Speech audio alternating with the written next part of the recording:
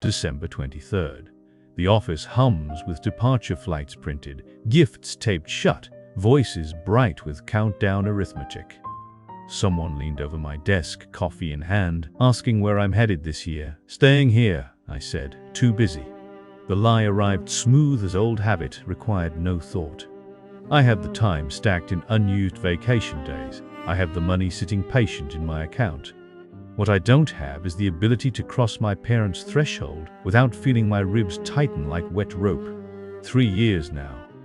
3 Decembers come and gone without my footprints in their hallway snow. And the truth that sits heaviest? I don't think they've noticed. Or maybe they have, and the silence between us has grown so practiced that absence needs no explanation anymore. I used to love going home.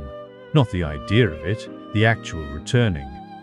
My mother's cooking would reach me before I saw the house. Some physics of longing and butter that bent around corners. The television played the same movies every year like a liturgy we never questioned.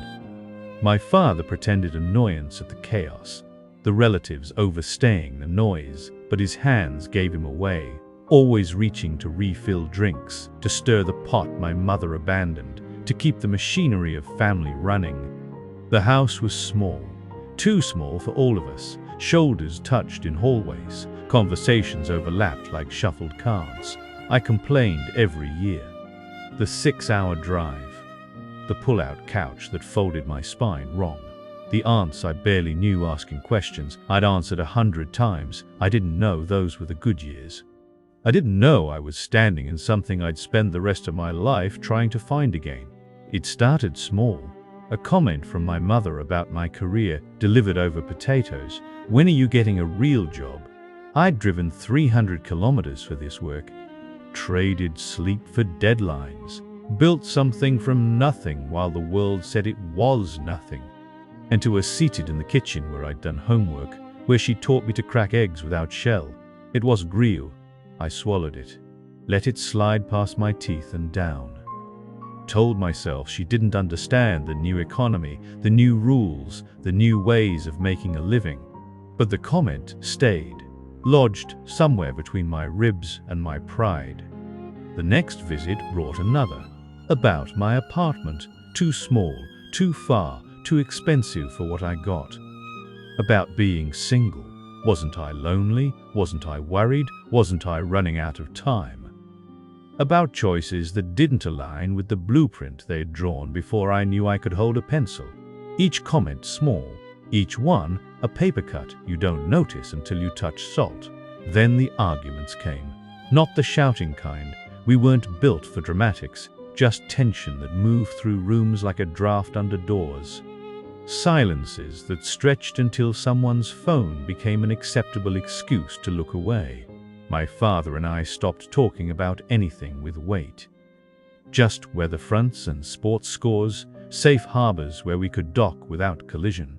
My mother wielded concern like a blade wrapped in velvet. "I'm just worried about you," she'd say, which meant, "You're doing everything wrong." I started counting hours before I'd even unpacked my bag. Calculating departure, times over breakfast. The place that was supposed to feel like home started feeling like a play I'd been cast in without learning my lines. And everyone else knew their parts perfectly while I stood there forgetting my cues. The first year I didn't go, I had an excuse. Work emergency, client crisis, couldn't be avoided. Next year for sure. They were disappointed. Voices on the phone carried it like wet laundry, heavy and visible. But they understood, or said they did.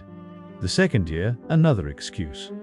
Girlfriend's family, her turn, you know how it is, we're taking turns. We broke up 8 weeks later. I spent that Christmas alone in my apartment, watching other people's traditions through a screen. Didn't tell them.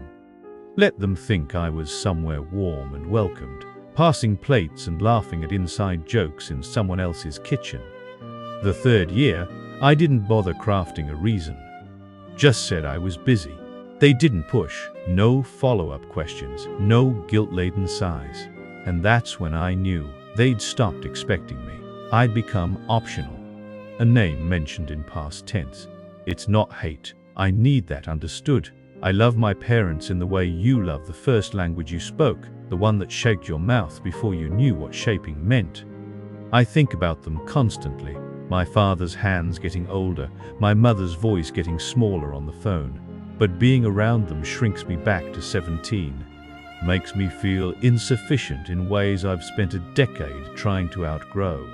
Every visit is a reminder of who they wanted me to be set against who I became. The gap between their expectations and my reality is a canyon I don't know how to bridge without falling. I can't explain my life in terms they'll accept. Can't translate my choices into their vocabulary. Can't make them see that what looks like failure from their angle is survival from mine. So I stop trying. Avoidance costs less than constant disappointment. We still talk. Every few weeks, 10-minute calls that say nothing in carefully arranged words. How are you? Fine. Busy. You? Same. We've perfected the choreography of pleasant distance. My mother mentions relatives I haven't seen in years. Weddings I wasn't invited to, funerals I didn't attend, babies born and already walking. A whole family tree growing wild while I stand outside the fence. I'm becoming a stranger to people who share my blood. Your cousin in the city, they call me now. The one who left. The one who doesn't come back. Distance I chose. Distance I maintain with every ignored invitation, every deflected question, every holiday spent alone. Distance that grows like compound interest, silent and exponential. December 25th. My apartment. I wake late because I can, because no one's waiting. Make coffee in the kitchen that's mine alone. Turn on the television to fill the silence with other people's noise. Around noon my phone vibrates. Family group chat. Photos flood in. The tree lit, the table set, faces I recognize getting older in ways I wasn't there to notice gradually. Someone types, "Wish you were here." The words sit on the screen, waiting. I type back, "Miss you all, next year." We all know it's a lie. I've been saying next year for 3 years now. Next year has become never in a disguise we all accept. I put the phone face down. Look around my apartment. Clean, quiet, mine, empty. This is what I chose. This is what choosing yourself looks like when family feels like losing yourself. So why does it feel like I'm the one who's lost? Sometimes at night the fear comes. My parents are getting older. This is simple math, simple biology. Every year is one less year in a shrinking pile. What if something happens and I wasn't there? What if the last real words between us are fine, busy, same? What if I wake up one morning to a phone call that changes everything, and I have to explain to myself why I traded presence for comfort, moments for distance, years for the temporary peace of not feeling small? The fear keeps me up, makes me reach for my phone, type out messages I delete before sending, book imaginary flights I never confirm. But it's not enough to move me. Not enough to sit in that house and feel like a stranger wearing my own face. Not enough to endure the weight of their disappointment dressed as concern.